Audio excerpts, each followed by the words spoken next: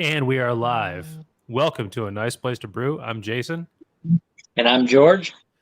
Happy first Thursday of June, everybody. We've officially, somewhat officially made it to summertime now that we're past Memorial Day.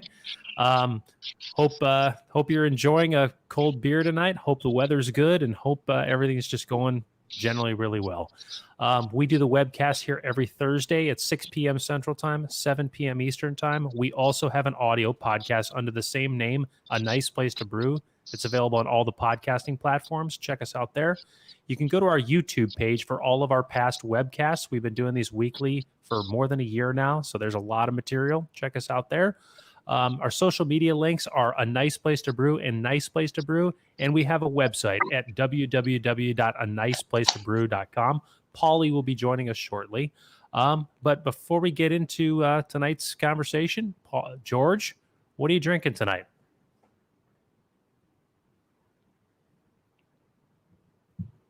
That requires an answer. Let me step in here. I will, okay. I will lead with mine. Okay. I am drinking a beer tonight called, and I still cannot hear you. Sorry, buddy. I am drinking a beer tonight called Endless Color. This is from Maplewood Brewing Company in the northwest side of Chicago, Illinois. I can get text messages. There's nothing I can do right now. Sorry. Oh, no, that was not podcast related. Sorry. This beer was gifted to me this past weekend. This is a hoppy wheat ale, and I find the name of this beer, Endless Color, to be somewhat ironic because take a look at this beer. This is about as clean of a beer as you'll ever find. Like borderline glass of water clear. Like, wow. So I'm going to take my first sip here in a second, and we'll see if the hoppy wheat is what carries over here. Oh, yeah. Okay. That beer is exactly as advertised. Plenty of hop character, along with just that crisp, clear look of it. Yep. Hoppy wheat ale is exactly what that is. There's no confusing that at all. All right. Still nothing, George. Sorry. Are you muted?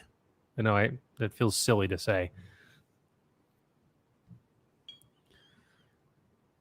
I should have led with this, or I should lead every show with this, but we are about all things beer and beer making. We are home brewers from the Chicagoland and Virginia area, and we do this every week where we talk about craft beer and also home brewing, all topics related to home brewing, our projects, things we've read. We do intend for this webcast to be a resource to everybody. So if you're hearing this for the first time, welcome. Please leave us a comment. We will answer any and all questions that come through the comments here on the webcast tonight. Your participation is not only encouraged, it is greatly appreciated. So welcome, everybody. And again, cheers.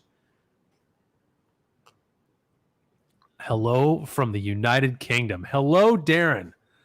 Oh, my gosh, that is awesome. We do have it's interesting that the international reach that this podcast has had, because we do have a regular listener from New Zealand who often leaves us comments, and we've talked a lot about home brewing with him. So it's very, very cool to hear that we've reached you. So cheers to you. Okay, and joining us from the world famous Route 66 Old School Brewing in Wilmington, Illinois. Everyone, please welcome Paulie. What's up, guys? What's up, guys? How we doing? Good, man. How are you? I'm exhausted. It's been a rough week. Busy. Oh, well, playing catch up after the debacle that we talked about last week. I got hold on, let me plug in my earbuds. Sure.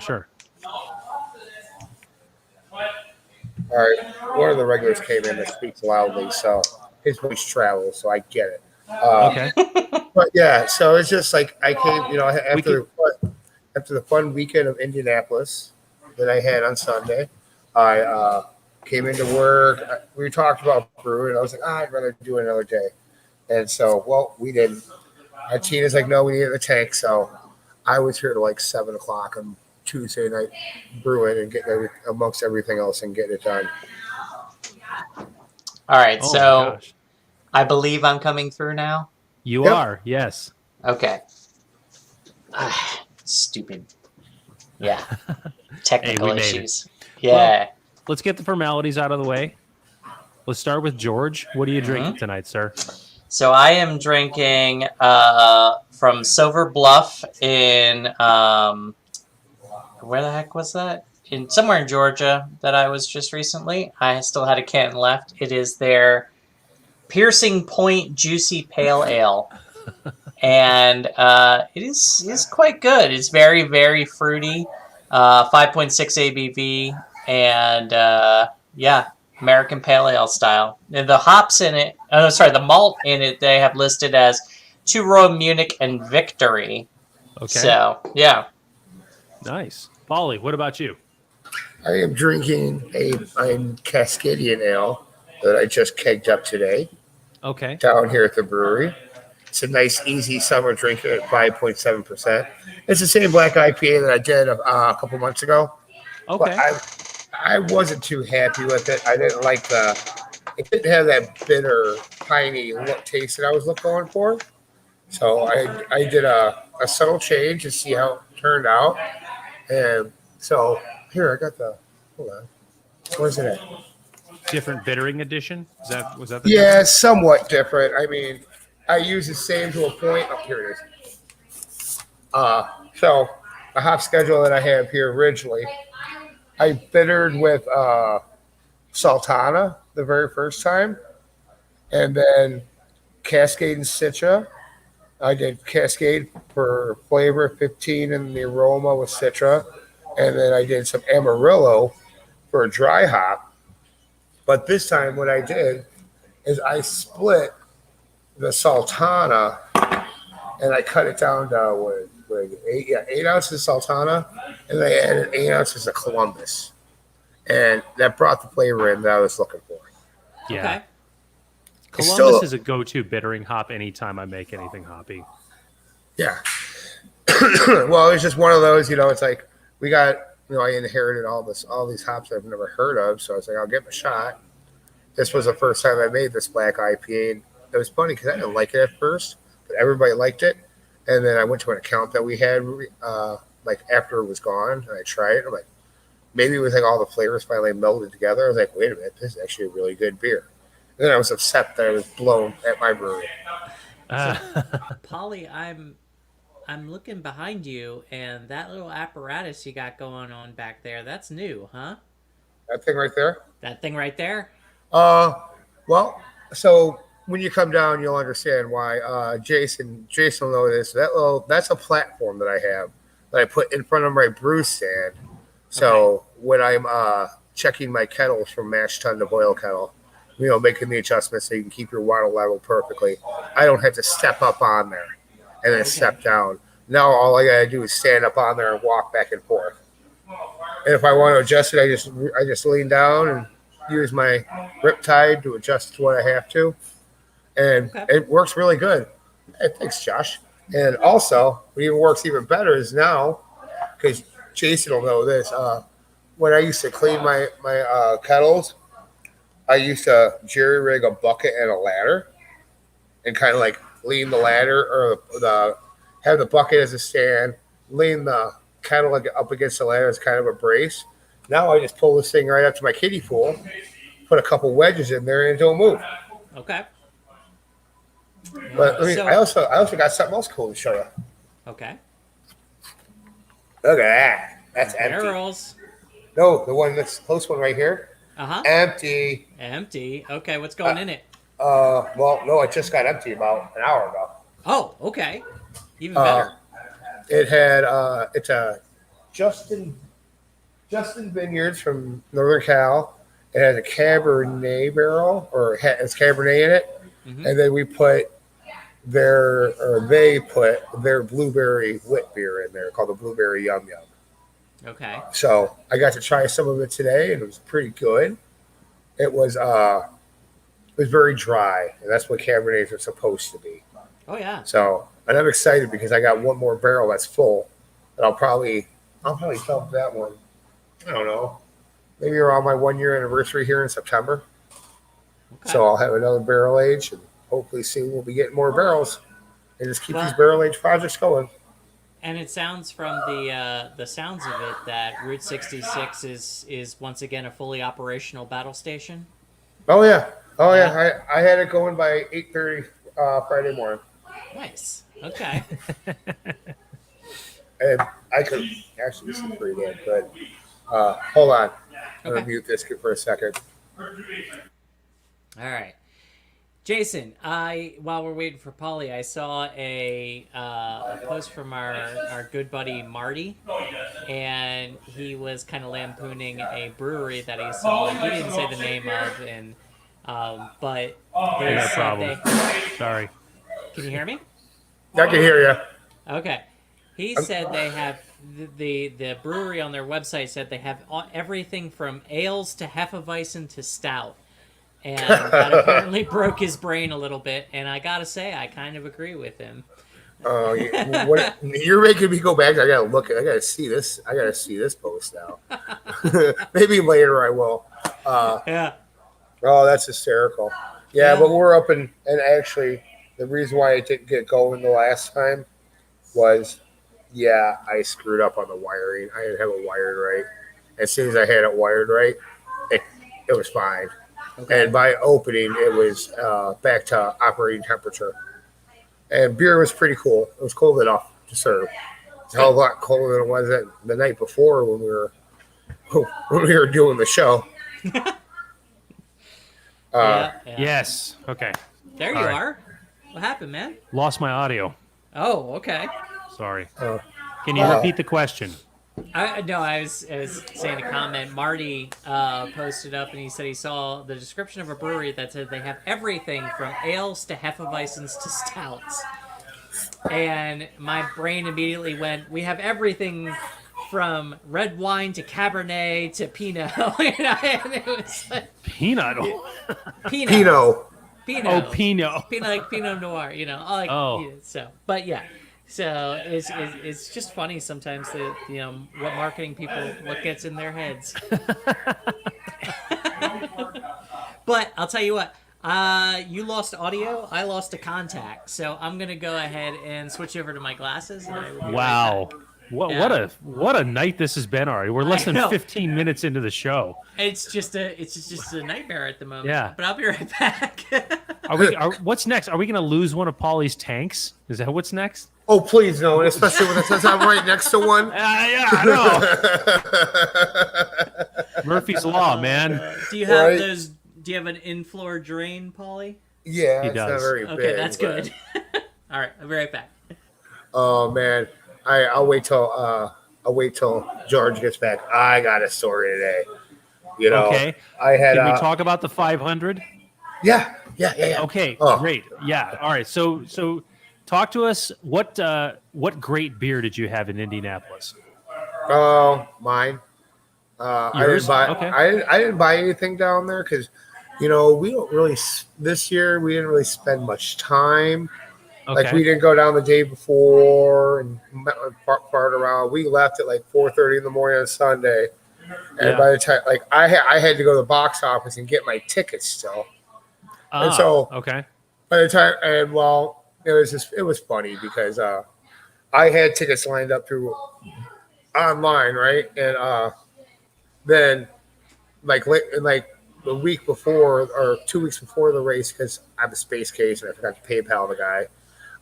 He was trying to sell his tickets for a buddy, and he's like, "Yeah, my buddy wanted me to sell them to one of his friends." I'm like, "All right, that's fine." So I got tickets. I'm like, I still would like to park in here because down in Indianapolis, because the whole city is built up around this track, so there's not much parking. So a lot of people, everybody that lives in the neighborhoods around the track, they rent out their yards. So for like $20, you can pay to park in someone's yard. And you do whatever the hell you want. So we were at breakfast. It's actually kind of subpar breakfast, but whatever. I texted the guy. I'm like, "Hey, we're in town. I'm gonna get some breakfast. Where's the address?" He's like, "Oh yeah, I thought you didn't want it since you were gonna get the tickets." So I was like, "Well, damn. Now we gotta find parking." So taking my nephew for the very first time, he got to see the whole experience of us finding parking, pulling in someone's yard, parking, walking down to the box office, getting our tickets, going back to the car, having a couple drinks, and then load the cooler up and come walking back in. I don't know if you saw the picture that I posted on Tuesday. Like we have a tradition where back in the day when we had a big crew, we would drag a wagon behind us to carry all the coolers, because coolers, we had this real big Pepsi cooler that you could carry. It would fit 2.5 cases of beer with ice in there. Wow. So you try and carry that for 2 or 3 miles, and then your arm's fucking tired. So then we decided to start getting a wagon, and we had this little radio flyer, this cute little radio flyer wagon, and then we started, like, one year we brought it up there, they wouldn't let us bring it in, so they're like, fuck it, and we zip tied it to the chain link fence. And the whole race, we're like, okay, where is it? It better not be there, better be there. And it was there. So we've been doing this for the past, 15 years. Dragging the wagon to the track, and then getting our coolers off there, carry them in, and right before we zip tie it to the gate outside the fence. And then hope it's there when we get back. And it's been there every time. Every time. Nice. I love this story. No, it was a lot of fun. I got to see my very first 4-time winner of the Indianapolis 500, Elio Castroneves. Yep. I don't know. Did you watch the race on Sunday, Jason? I caught like 5 laps of it when I was at a brewery. Oh, what brewery were you at? So I went hiking this past weekend, and the road back took me through a little town called Oregon, Illinois. Oh, Oregon, Illinois, which is a tiny little blip on the road. It's right off of Illinois Highway 64. North Avenue. Yes, exactly. It goes all the way to North Avenue, and that same stretch of road goes all the way to Iowa. Mm-hmm. And that's pretty much where I was at. Was right on the border of Iowa. But anyways, they have a brewery called Ogle County Brewing Company. I've had beer from them. You have? Okay, all right. My opinion, the food was better than the beer. But I only got a chance to have one beer, and it was just kind of good, not great, nothing to write home about. It was busy, and they did have the Indy 500 on, and it was on at full volume. So nice. It was a nice experience, especially after a year of not having it. So I tell you, I looked. I don't have many moments where I looked smart, but I did have one there while the Indy 500 was on, and. All right, Paulie, you'll appreciate this. So the friend I was with, who's not listening to this, so he's not going to accuse me of calling him out,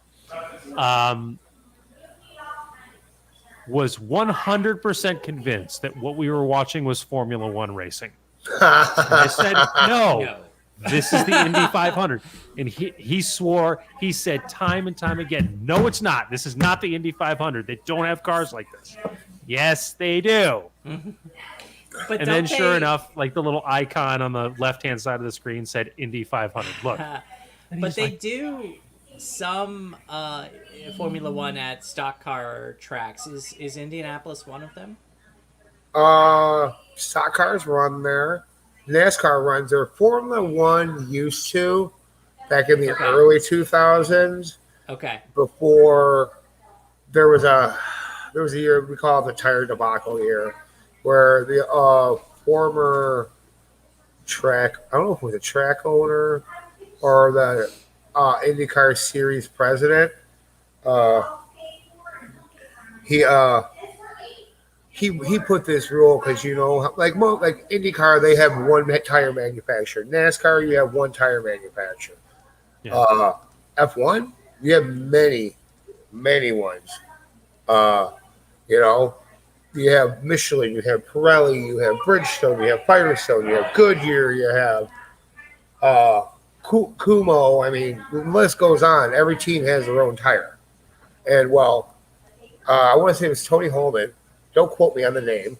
But he was, I think it was like the week of the race. He said, all right, new rule, guys, you have to run Firestone. You can't run tire manufacturers. So a lot of people pulled out of the race, and they put the race. If they ran the race anyway, there were 7 cars on the track, and ever since then, F1 has not come to Indianapolis ever since then. Okay. Huh. Okay.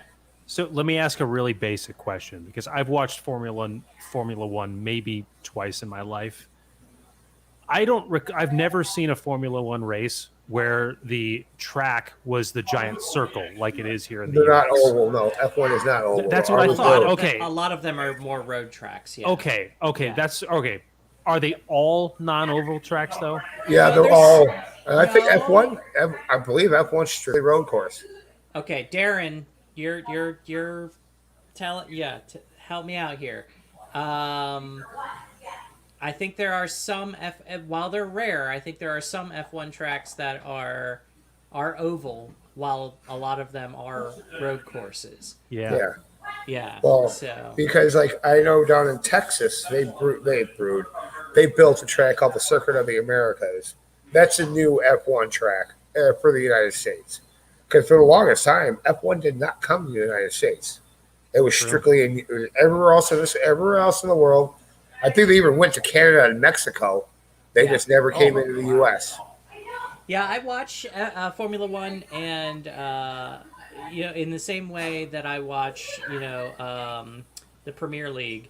A lot of what I watch it for is all the spectacle and everything around it. So that is but yeah, watched a few races myself. Oh man, The only other road course is Monaco. Okay, yeah, he's all right, Darren. You're correct.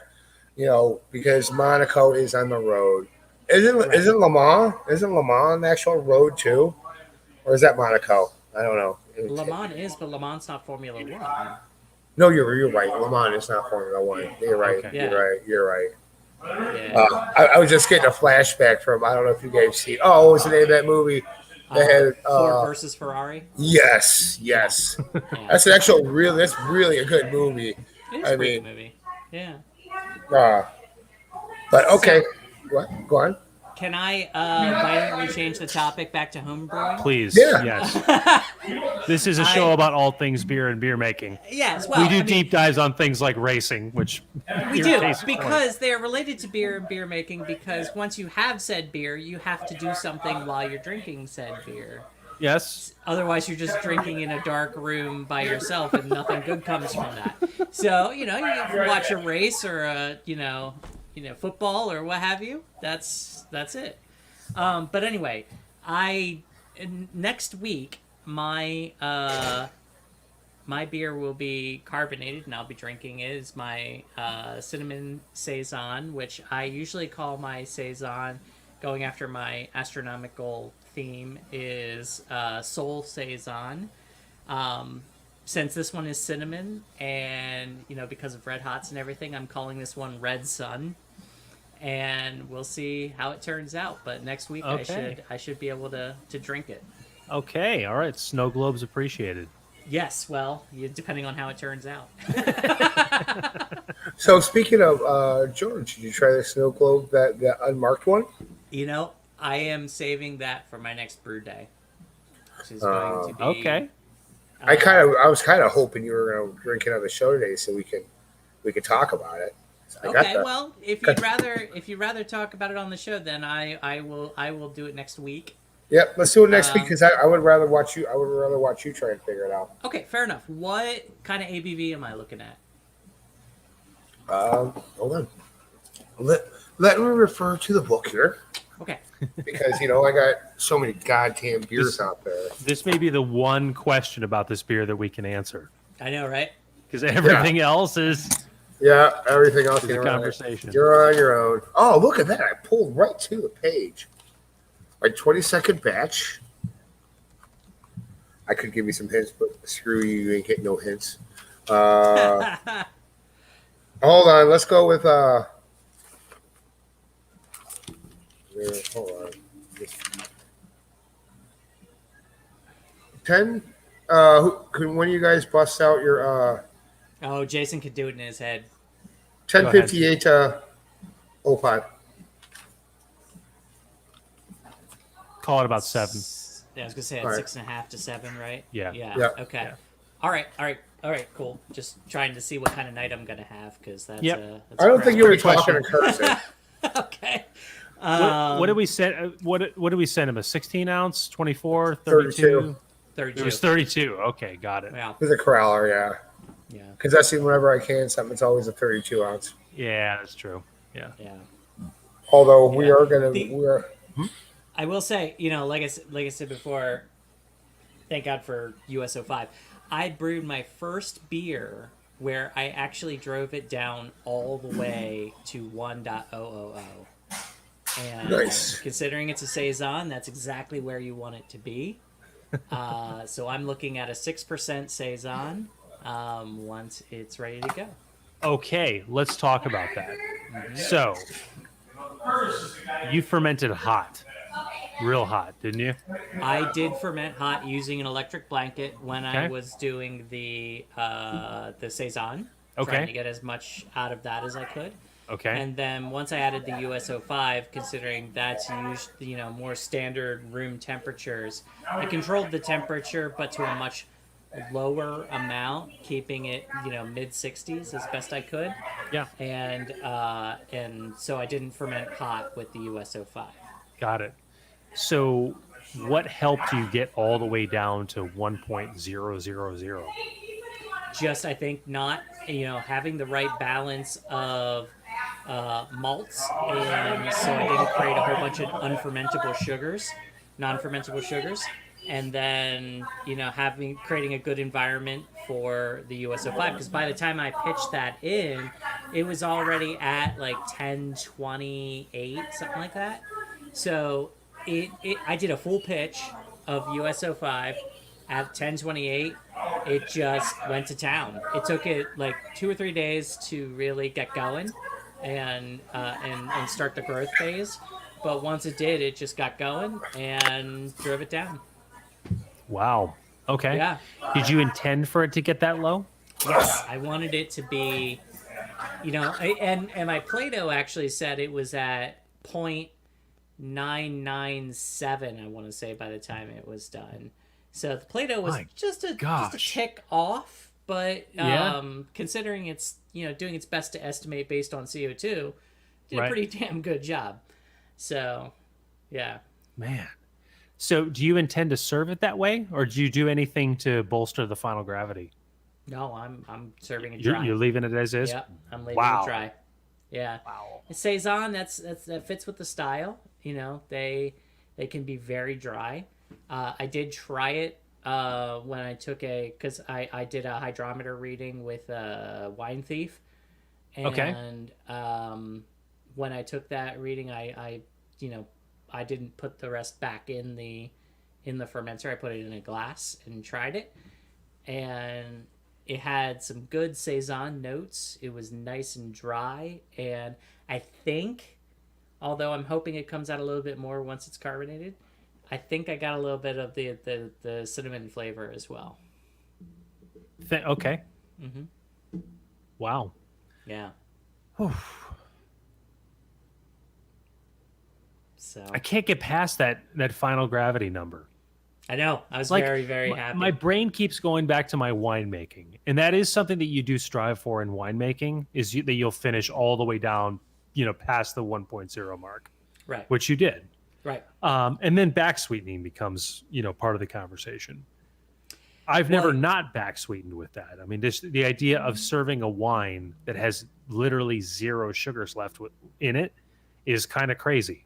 It is, and for most wines, although there are a few that are designed to, like champagne, isn't that usually super dry as well? It is. I don't think we're talking 1.0 though.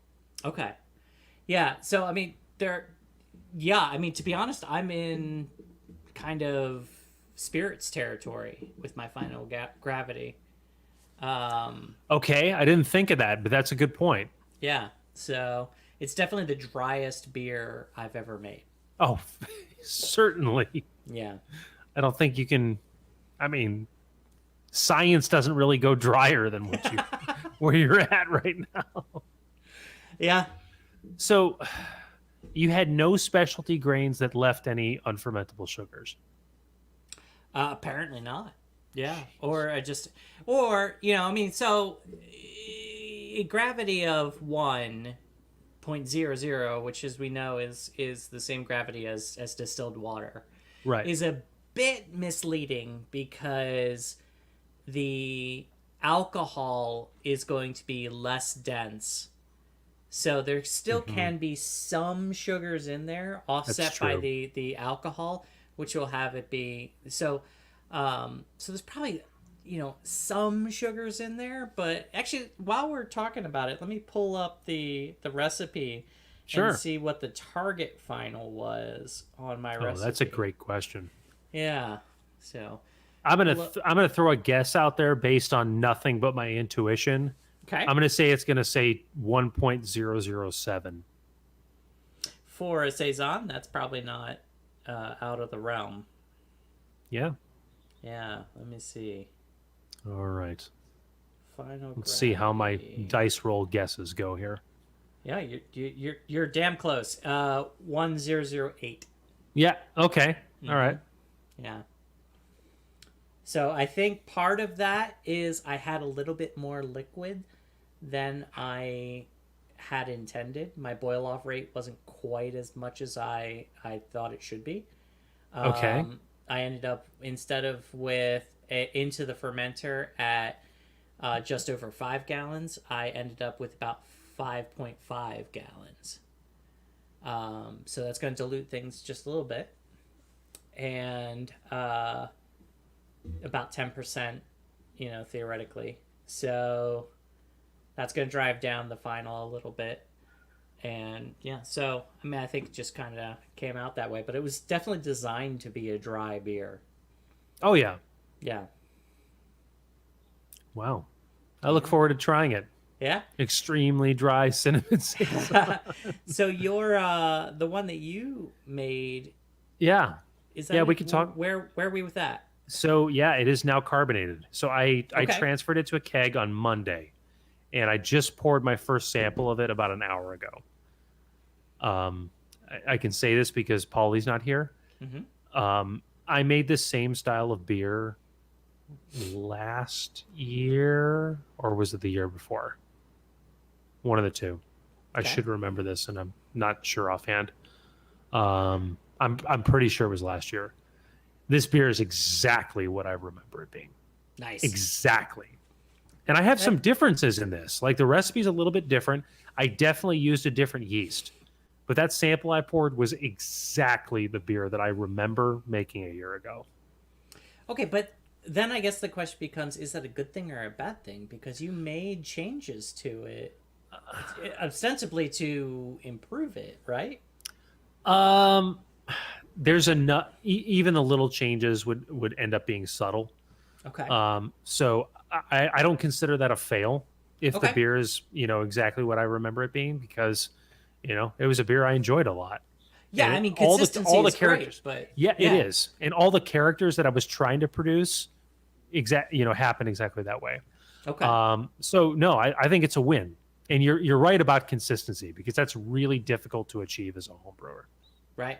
Yeah. Well, and then this is one that you said you hit your target OG, your target final, your target volume. So you heard that last week. Yes, I did Yeah. hit my final as well. Like I am so amazed that the numbers were, Right in fine tuned Yeah. to the level that they were. That means that you know your equipment pretty well, and you're dialed in pretty well in your system too, which is great. Yes. Yeah. Yes, I am. Yeah. Well, and this past brew day was the final tweak on it too, because my one learning experience that I picked up there was that my boil off rate was higher than what was in my equipment profile. I see. I 'Cause have the I'm- opposite problem. Yeah. Lower. Yours is lower. Okay, Yeah. I'm burning about 1.5 gallons per hour. I think I'm burning close to a gallon.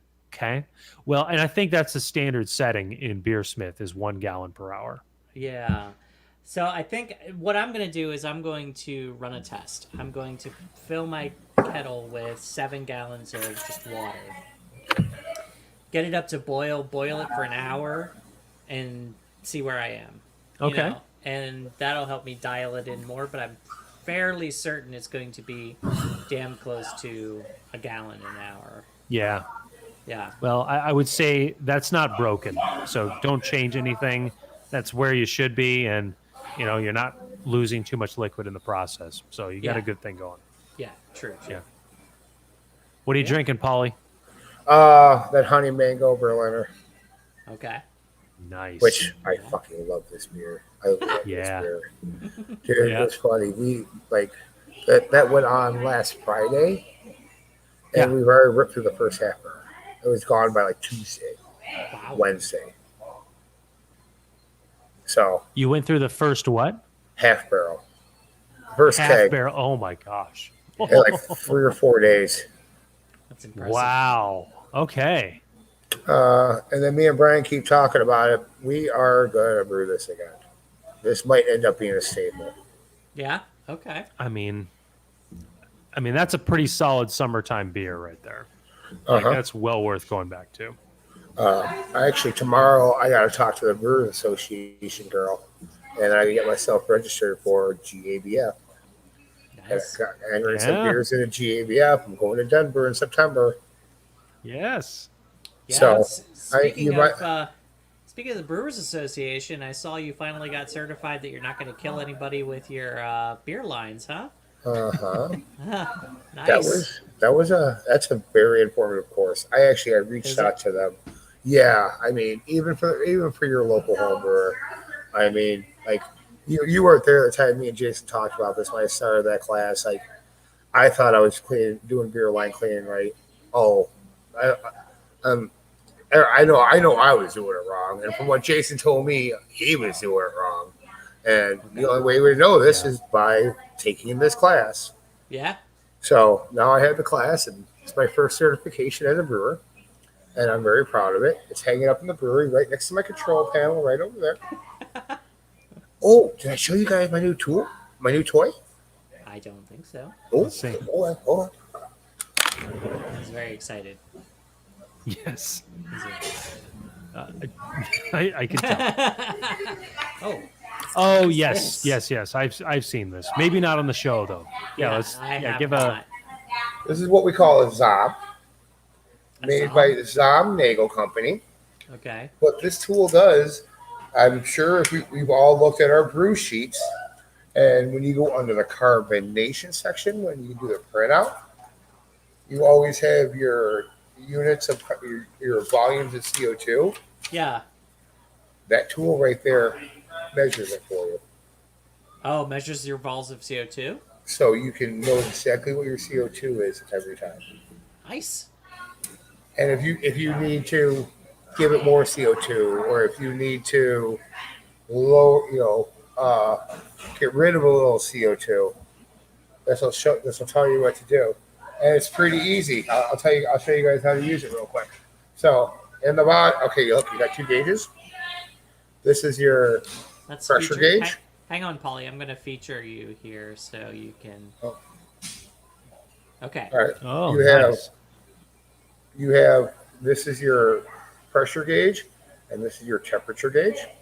Okay. And you got this cool little thing, a couple of valves, nice little sight glass, and underneath here you have this plunger that comes in and out. Right?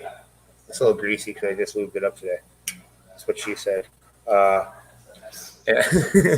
So what you do is you go get this fancy Zwickel. You guys know what a Zwickel is? Nope. Zwickel is that sample port that you see on the side of your fermenters where people pull samples out of. Oh, okay. That technical term is called a Zwickel. Yeah, a lot of people call that a tasting port. Yep, exactly. But if you learn look, something new. So what you're gonna do is you have to buy the special Zwickel. It's all the way over there. I don't want to go get it. But on the back of it, it's got like a little latch to where you take this little thing. So first things first, you go put this in your cooler for an hour. And actually, this tool right here is when I found out I had a problem last week with my cooler. because I put it in. I come to check it. I was getting ready to test my carbonation. I look at my temperature. I'm like, that was just in the cooler for an hour. Why does it say 60 degrees? I look at my thermostat in the cooler. I was like, oh, we got a problem here. And that's where everything started. So what you do is after you let it cool, you get it down to whatever your cooler temperature is. I keep mine at 40. You close this little valve down here first, and then you squeeze. See if I can do it. Watch this gauge, guys. So what that's doing is you want to get this to your tank pressure. Okay. And then once you get it to your tank pressure, you close this off. Take this bad boy off. Unscrew it like so. You hook it on. You take this. You hook it onto this wickle, which is, you hook it on there. Uh-huh. You open this up. Good, yeah, get rid of that. Yeah, get rid of that. Back the train up. This little plunger that I was telling you about, you got to make sure before you start all this plunger is in the lock position. Okay. So then you got to take it in here, you turn it on, and then you turn on the valve on your tasting port, George, and then you open this up. Zwickle. And then you open this up, and you ever heard of a counter pressure filler? Yes. So your counter pressure filling, so you crack this valve a little bit, and then you watch this sight glass, and it's going to fill up with beer. And then you get a little bit of drop. Once you get the little droplets, you want to keep a glass or a container to keep it under. Open it up till you get all beer, no foam. Close it up. And then you take this little thing right here, and you get it, make sure it's pushed in. You keep it in the down position, and then you just shake the shit out of this thing for like 30, 40 seconds. Back and forth. It looks like you're masturbating. And then all of a sudden, this plunger right here, it'll come out. You see how it's out now? Yeah. And then on here, you'll have two numbers. Let me lock this back in. You'll have your pressure, and then you'll have your temperature. And then you go over to this fancy little chart that Zom sends you. Wow, So- that is fancy. So this side right here in the red is all your temperatures, and this is your PSI on the top, or whatever, right over here on the top. And yeah, it'd be easier if I show it to you. But like, say you're at like 12 PSI. Shit's so small.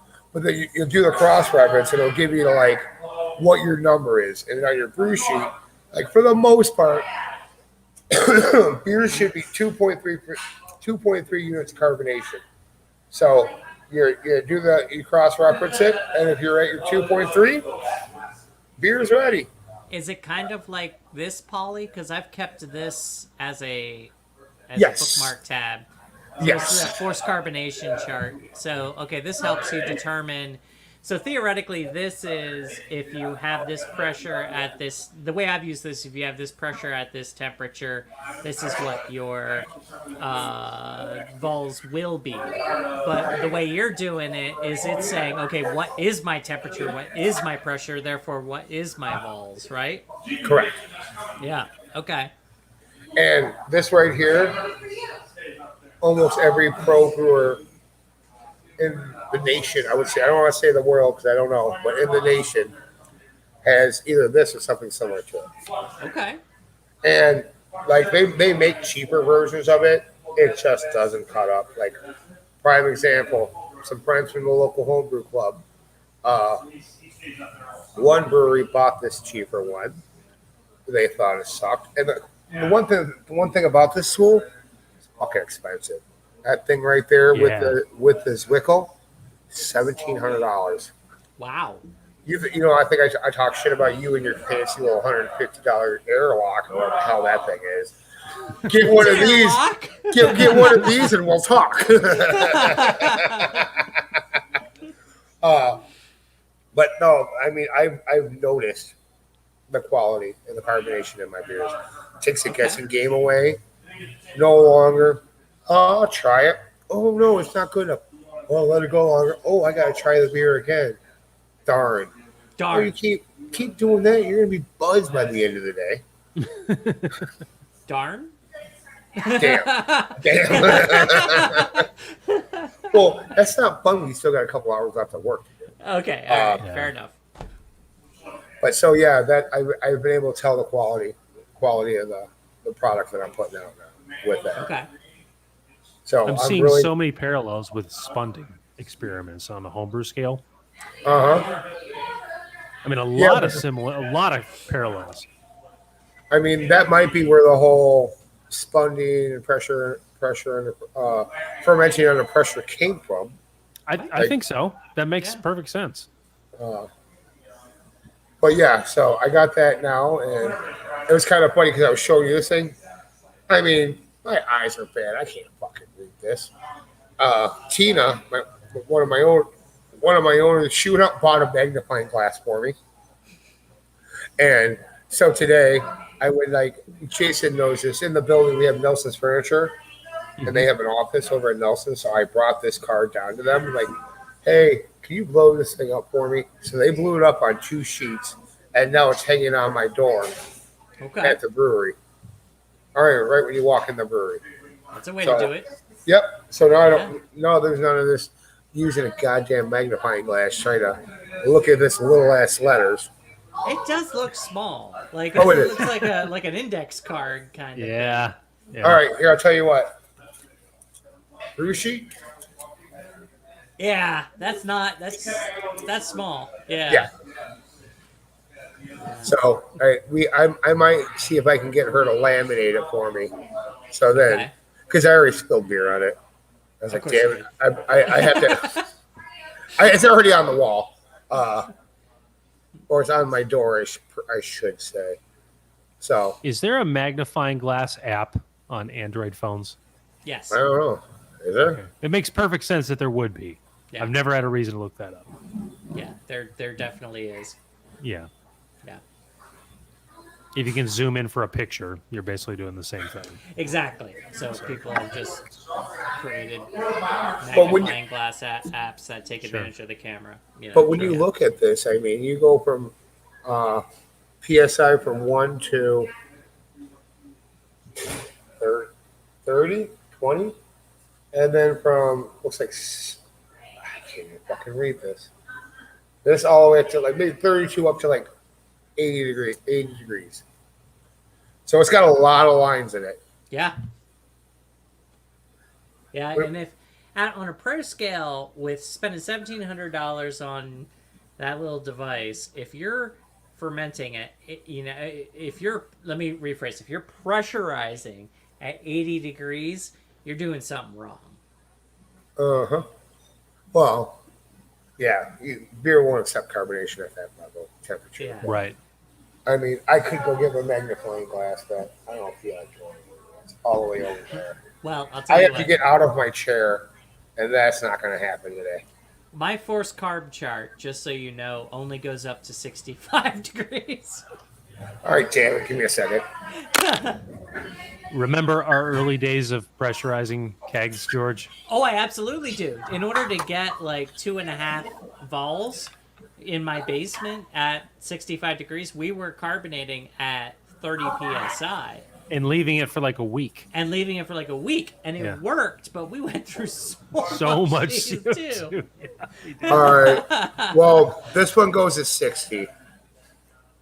It maxes out at 60, Okay. and it maxes out at 30 psi. Okay. It starts off at starts at 30, 30 60. So yeah, that makes sense. Yeah. It's 30. Yeah, so 30 60. Okay. But still, who's going to really try and carb a beer at 60 degrees? I'm not going to try it. We did. It works, but it takes a lot of How many If you don't takes know is- any better. We did it at like 30 psi, Polly. It worked, but it. Oh, yeah. I've done it too. Don't worry. Yeah, We've yeah. all done it. So. No. So I got a story to tell you. So that George is back. I had can't be mad at the guy. He's a good friend. I had a fellow JVG member text me the other day. He's like, "Hey, I got Thursday off. If you're brewing, I'd like to come down and hang out." And then when I was told I was trying to push it out so I could brew with him, but then when I was told I had to get that tank full, so I did it. And then I texted him and I was like, "Hey, buddy, like, I don't, I'm not brewing, but like I rambled off everything I had to do today. So today, here's what I had to do. I sanitized 10 kegs. I checked carbonation. I filled 5 of the kegs. Then I cleaned the tank, cleaned and sanitized the tank, 4 steps. And then I made 4 one-offs. I did a strawberry, a blueberry, a key lime milkshake, and then a huckleberry coffee brown ale. And then I emptied that barrel all in 8 hours. Wow. Jeez. Busy fucking day. Yeah, no kidding. But you know what? It always sounds like I'm bitching, but I gotta keep this train rolling because otherwise we're gonna run out of beer. We're gonna have to buy beer Yeah, from man. people.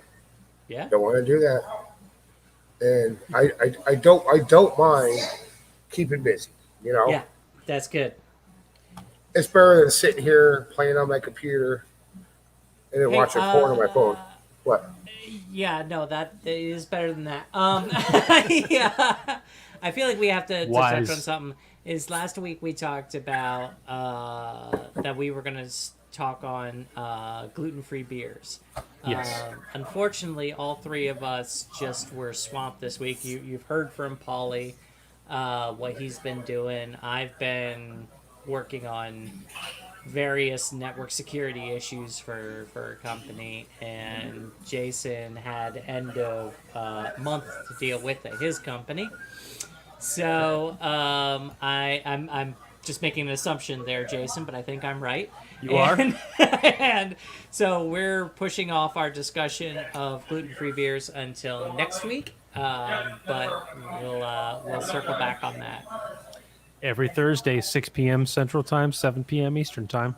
Yep. We will be here. Okay, so finish my story. Yes. We just emptied the tank. So here comes time to get the rest of the crud out of the bottom of the tank and rinse it out. So I took my hose, put it in my kiddie pool, and it was like I cracked the valve a little bit. I thought I bled all the pressure off of it. Obviously I didn't. So, and then my friend was holding the hose trying to not make a mess. I got covered in yeast and trube and everything. Ooh. I am so glad. I mean, you look at my boots and my pants. I mean, luckily I had a clean shirt with me, or you'd be seeing little fucking brown dots all over the goddamn place here. Yeah. And like he's like, I was trying to get in the pool. I'm like, do me a favor, don't aim the hose at me, you jackass. Yeah. Yeah, I told you. Did I tell you guys about when my yeast collector exploded in my fermenter, in my fermentation chamber? No. Well, at least it was in your fermentation chamber. Well, fair enough. Yeah, I so I have my conical with the mason jar. I closed off the bottom to get it in secondary, and I was just gonna leave it for like a day or two and then cold crash it. So I didn't take the mason jar off. Well, apparently, the mason jar was not done doing what it was gonna do, and pressure built up in the mason jar, and to the point where it twisted off the bottom of the fermenter. Oh. And then shot off the bottom of the fermenter, and there was yeast and trube all over the inside of the fermentation chamber. Wow. Yeah. I imagine if I was out there when that happened, it would have been quite loud. But yeah, so Strong enough that it blew off a screwed-on mason jar. yes, and better than most of us, Jason. When we put those mason jars on the bottom of a catalyst, like they're on there. So it was is that my definitely- lesson here? Am I supposed to just add so much yeast that it's just going to blow this thing off? I mean, it's an option, but I think we can get it off some other way. I'll Okay. tell you, George, I'm not a fan of the conical doing this. Like that spells a whole lot of problems that it's designed and can do that. Well, so here's, and I looked it up and such, but really what you should do is take the mason jar or whatever off the bottom of it, off of it, and replace it with an empty one. Or in the case of the catalyst, one of the things you could do is you can replace it with one of the short ball jars, and then you can open it up and you can allow things to settle as you're cold crashing if you want to do yeast collection. So definitely don't just close it off and leave the ball jar on there. I learned that lesson the hard way. We do have a question. Let me pull that up. It says, I've got a question. My kegerator is only pouring foam. I have changed the temperature to a different... I have changed the temp change to different PSI. What else? So I think what he's saying is he's changed the temperature and the PSI. What else can he do? So some questions here, like how many kegs do you have? How many taps are on? And what, and how full are these kegs? I think those are important details. Yeah, and the other question that I'd have, Brian, for you is how long is your beer line? It's from your keg to your tap.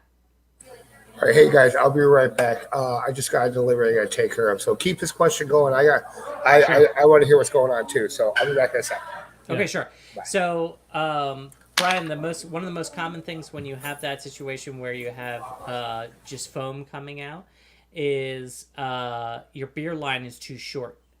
There are calculations for how long your beer line should be, but good rule of thumb is the longer that it is, the less pressure you will have at the tap, and it's less apt to have have foam there.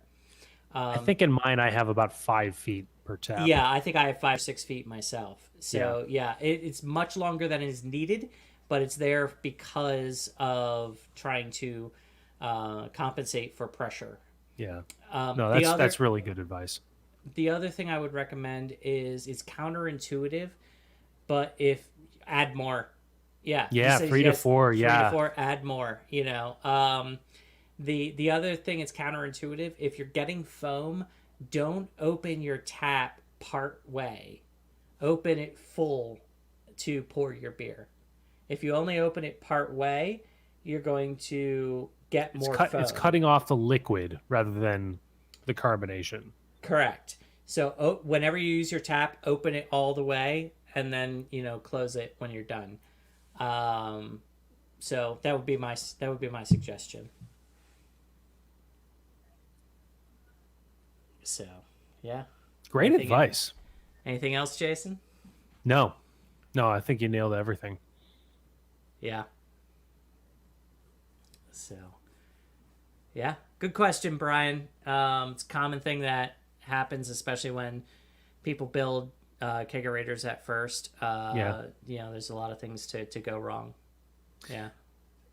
I guess the one thing to add is, don't lose sight of the relief valve.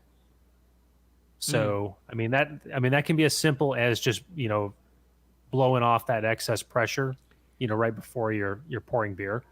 You raise actually a really good point. So your carbonation pressure is quite often much higher than your serving pressure.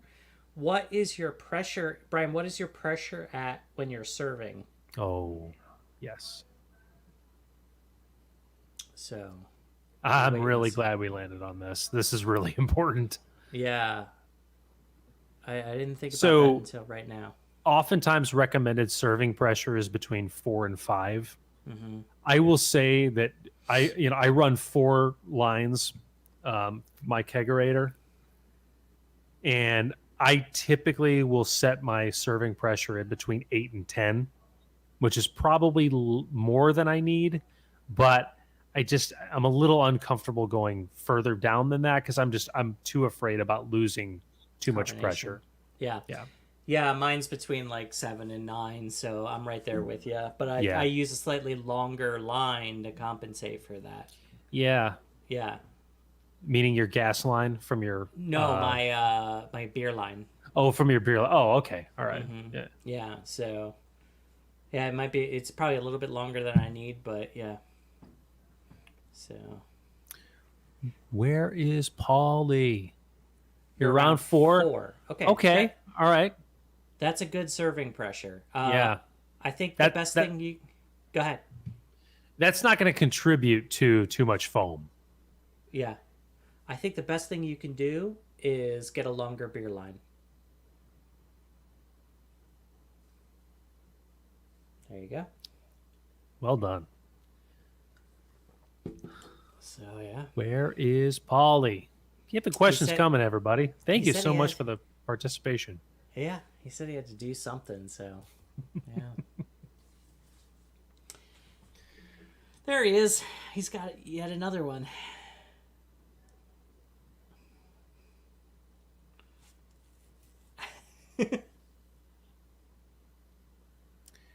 Paulie, we gave excellent advice. Yeah. Well, all right. I'm just kind of curious, like, because I saw the question, so I'm just kind of curious. Hold on. All right. I'm just kind of curious. What questions and answers? Just so I see if you guys missed anything. Okay. The biggest feedback that we gave was if you're getting foam, increase your beer line length, and when you open your tap, open it full and not just partially to try to control the foam, because it's counterintuitive. The more you open it, the less foam you'll get. Nope, I agree with you 100% on that. One thing you can deal with, depending on your system, and I've just helped my buddy Brian from down in Dwight and Impossible. He was having a problem because we did that collab with that honey mango stuff. He's got a kegerator, and he was getting nothing but foam, and it was 2.3 units carbonation. And so what he did, how he fixed it, instead of lowering it to like 8 to 10 or 6 or whatever point of pressure would be, he bumped it up to 20 because you're getting that beer out quicker and it won't foam up as much. I've heard of that at a few places. Or was there another thing you can do is, have you ever heard of beer gas? Yes. Where you can use beer gas, and that's another thing that I learned with this course. Maybe in a week or two, I gotta get something together for the JBG meeting. And I'd like to put something together, brief idea of line cleaning. How to do it properly. And get it done. Like get rid of biofilms and beer stones. You guys know what that stuff is? You ever heard of biofilm or beer stone? Yeah. And how to get rid of it, and proper SOP, standard operating procedures, safety data sheets, everything else. So we know what beer gas is, but for those listening that might not, beer gas is typically what we use on our beer to carbonate it is mostly CO2. It's not 100% CO2, but it's mostly CO2. What beer gas is a mixture of CO2 plus nitrogen. And a lot of times if you get like a stout that's on nitro, that's what it is. It's on beer gas. It's not on 100% nitrogen or anything.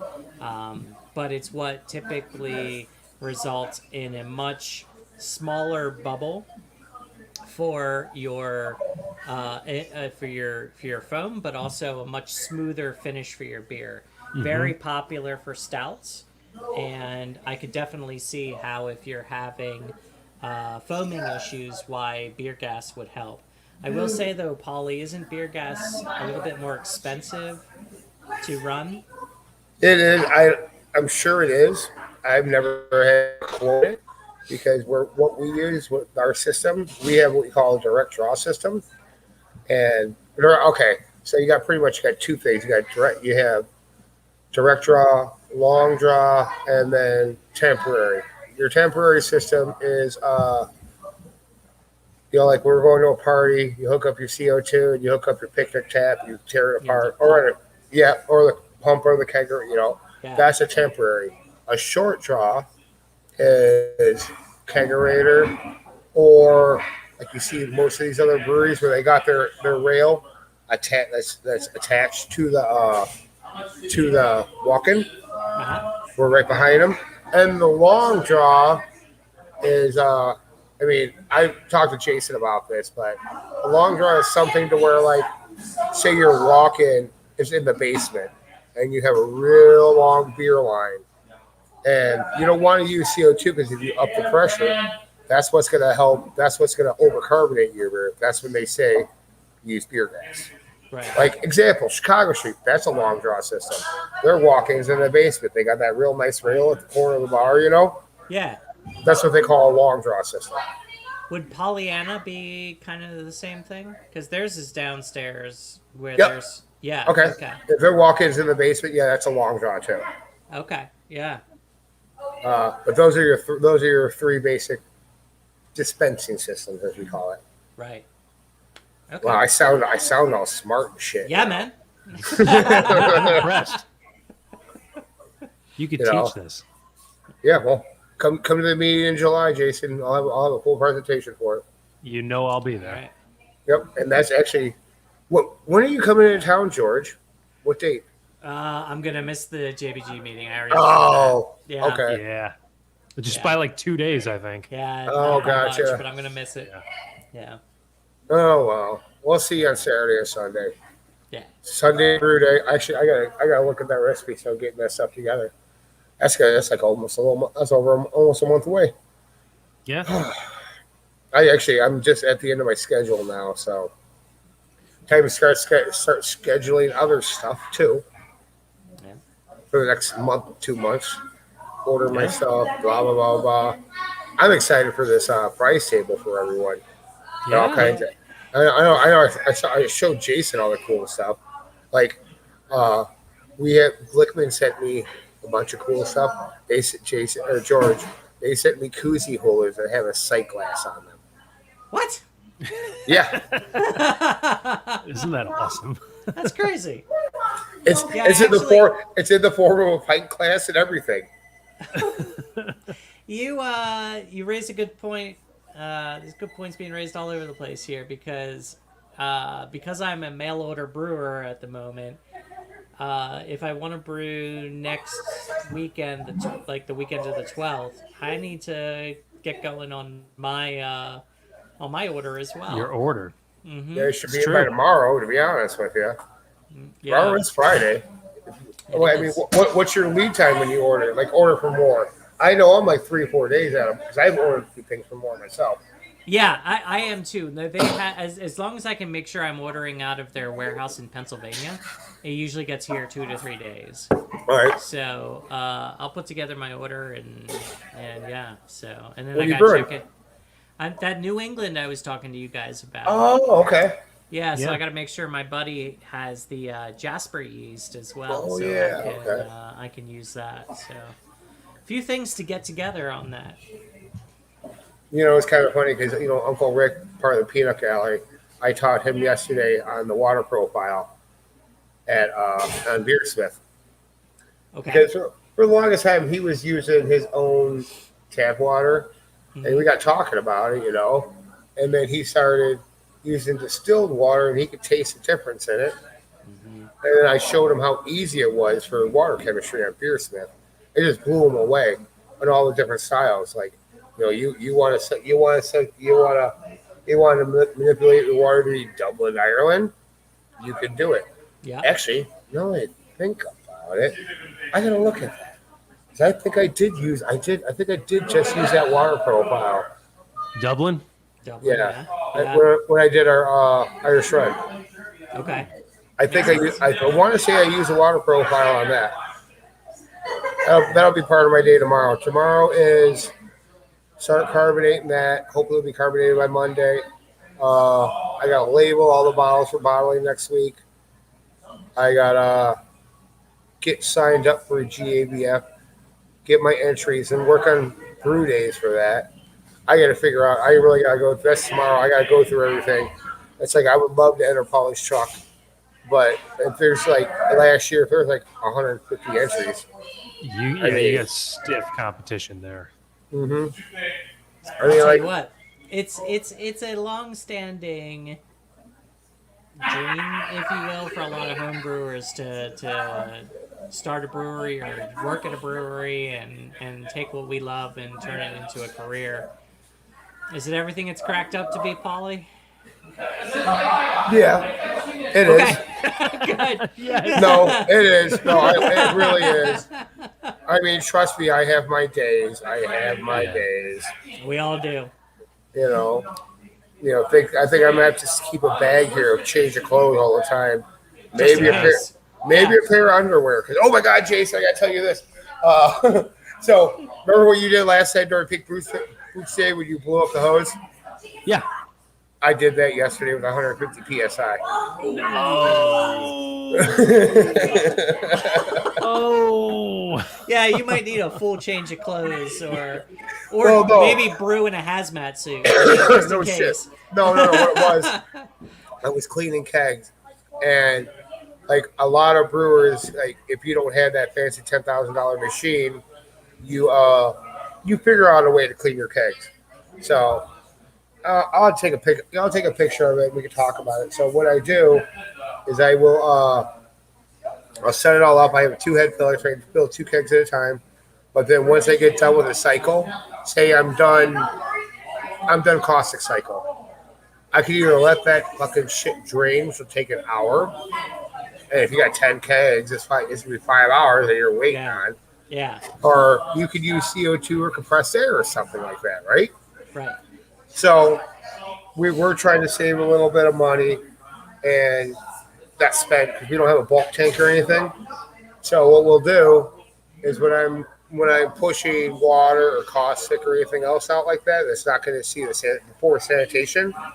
I'll just use compressed air. And what you need to do is I have 2 separate sides where I got my water feed, and then I got my other side, I have my air feed. What you need to do is you need to close the water feed, and then you open the air side. So what I forgot to do, because I'm a dummy, and I forgot to close the water feed, and I had Brian from Impossible back in the brewery talking to me, and then our bartender Lauren. I'm over by the mops. I'm over by the 2-compartment sink. Brian's standing over here by our desk, and then Lauren's on the other side of the wall. George, you'll see what I'm talking about when you get down here. And all of a sudden, I just heard this big fucking pop. I was like, "Oh no!" I had 170-degree water going everywhere. And No. so I run over to the control hot. panel. I run over the control panel. I shut the pump off. I run to the hot liquor tank. I shut that off. We threw it out. I had a gash fire that big in the high pressure silicone tubing. Oh man. It split. And it was funny because everyone was joking like, "Man, I'm glad I got a pair of underwear in the car." I'm like, "I wish I did." Oh man. So yeah. I think you should look into that change of clothes. Oh yeah. I think that needs to happen. Always good to have in your car anyway, just in case. But yeah. But a lot of times what I do is I'll bring a. Now that it's getting to be warm out. Now that it's starting to getting to be warm out. Like I'll wear my flip flops to work, and if I don't have to put on my work boots, that's a good day at work. And now that I can't because I got line clean tomorrow. I'm not going to be fucking dealing with caustic and flip flops. No.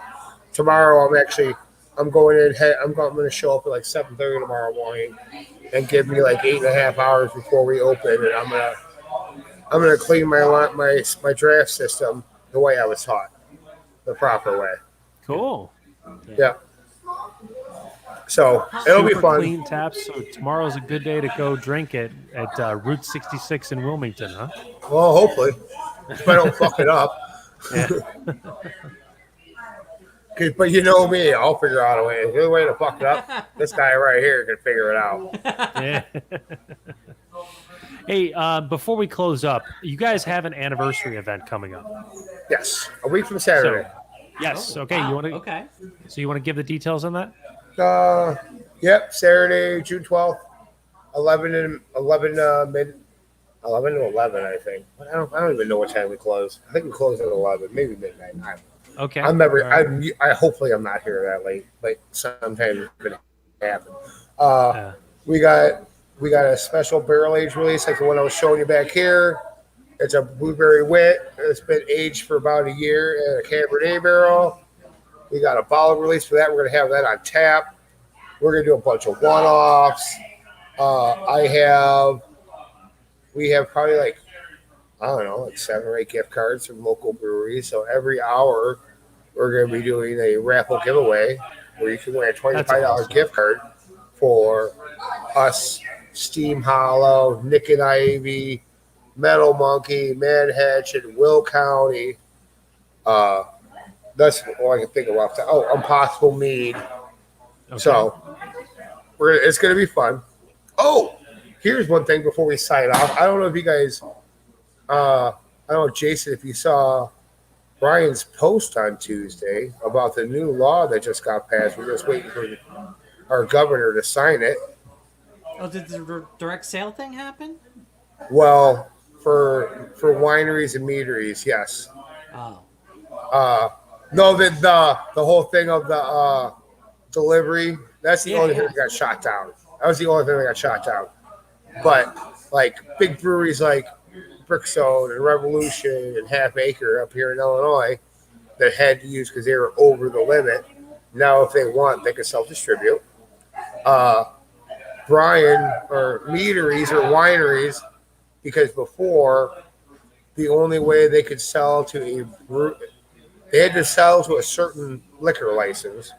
Like we don't have that license because we're just a production brewery with a tap room, and we don't have a kitchen or a full bar or anything. Right. But now that law has changed to where now Brian can come and sell us a keg. So hopefully within the month, and when you come here, George, you'll be able to try Impossible Mead at the Nice. brewery. And Okay. he can sell to any brewery in the area, pretty much too. Any brewery. Yeah, any brewery. I think breweries were the biggest thing for him. Yeah. You can sell liquor stores, you can sell at brew pubs.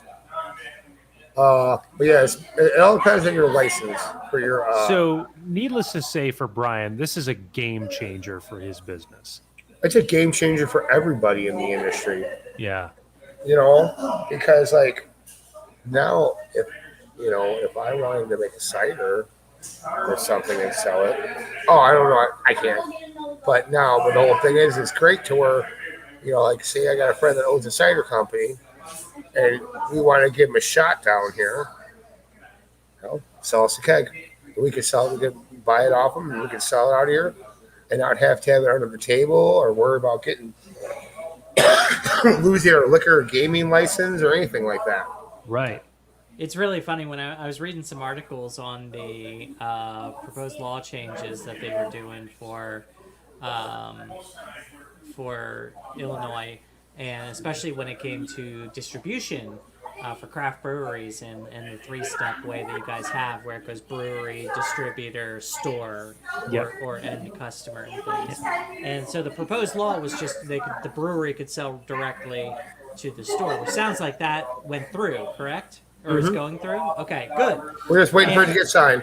Okay, and so one of the distributor representatives was like, "Well, they're just trying to cut us out," and my first thought was, "Well, yeah, you're unnecessary. You're just taking money, So, but somebody had a more tactful approach that they're like, "Well, we're gonna have conversations with them about the role of distributors in the industry, because there probably is a role for distributors, but to require them is just a money grab." It is. Especially because, where do they demonstrate value to either side of the supply chain? Right now, they don't have to, because it's a requirement. They're just a middleman. That's all they are. They're just a middleman in the situation. Yeah. And like I have friends that work for distributors, and hopefully it's not going to hurt them. But like the big guys, I'm not worried about. It's the small people like us, and Brian and all the other itty bitty wineries like Bishop's Hill out of Out of Joliet. Yeah. Yep. I mean, now that if I want to go buy a case of wine from them and sell it by the glass down here at their brewery, I can do that now Yeah, and and not have to worry about getting caught. right. And what is the problem with that? Like, There is none. Yeah, There is exactly. This is a step towards sanity. Exactly. Really. I mean, that's what it boils down to. Yeah. So, hats off to you, Illinois. You're not always known for very good decision making, but this is a good one. Oh, yeah. One of very few. Exactly. Hey, take the wins where you can. Exactly. Yeah, exactly. All right. Wrapping up. Yeah. Yeah. We do the webcast every Thursday, 6 p.m. Central Time, 7 p.m. Eastern Time. Thank you so much for tuning in. We will be back here next Thursday at the same time. If you cannot get enough of us and cannot wait until next week, check out our YouTube page for all of our past episodes.